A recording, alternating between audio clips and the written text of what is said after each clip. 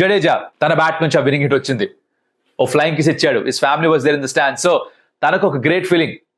చాలా మంది దాన్ని చెన్నై సూపర్ కింగ్స్ కి చేసింది దాంతో పోలుస్తుంటారు, కానీ అదొక ఐపీఎల్ మ్యాచ్. ఐపీఎల్ దాని లెవెల్ వేరే, దాని స్పేస్ వేరే. అది Indian Premier League, it's domestic tournament, entertainment, it's different thing. High stakes league, I understand. But ఇండియాకి చేయడం ఇది 10 ఎక్కువ. తను ఇండియాకి అది చేసి చూపించాడు. ఆ విన్నింగ్ హిట్ తన బ్యాట్ నుంచి వచ్చింది. Terrific spell with the ball and ఆ బ్యాట్ తోటి క్రూషియల్ రన్స్ కాంట్రిబ్యూట్ చేశాడు. అగైన్ తన బ్యాట్ తో వచ్చిన రన్స్ మీరు ఇంపాక్ట్ నంబర్స్ పరంగా అర్థం చేసుకోలేరు, బట్ తను ఉన్నాడు కాబట్టే పైన వాళ్ళు ధైర్యంగా ఆడగలిగారు. So if you see what I'm trying to say here, basic గా ఏంట్రా అంటే ఇక్కడ నంబర్స్ పరంగా మాట్లాడే వాళ్ళు క్రియేట్ చేసిన ఇంపాక్ట్ గురించి ఆలోచన చెప్తున్నాను.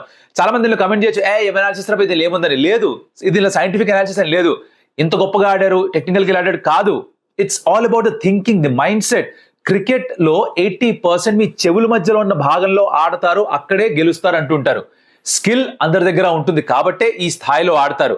ఆ స్కిల్ ని ఎగ్జిక్యూట్ చేయడానికి దిమాగ్ ఉండాలి, దిల్ ఉండాలి, దిమాగ్ ఉండాలి. ఆ రెండు చూపించిన వాళ్ళు గెలుస్తారు. And India deservedly win the Champions trophy.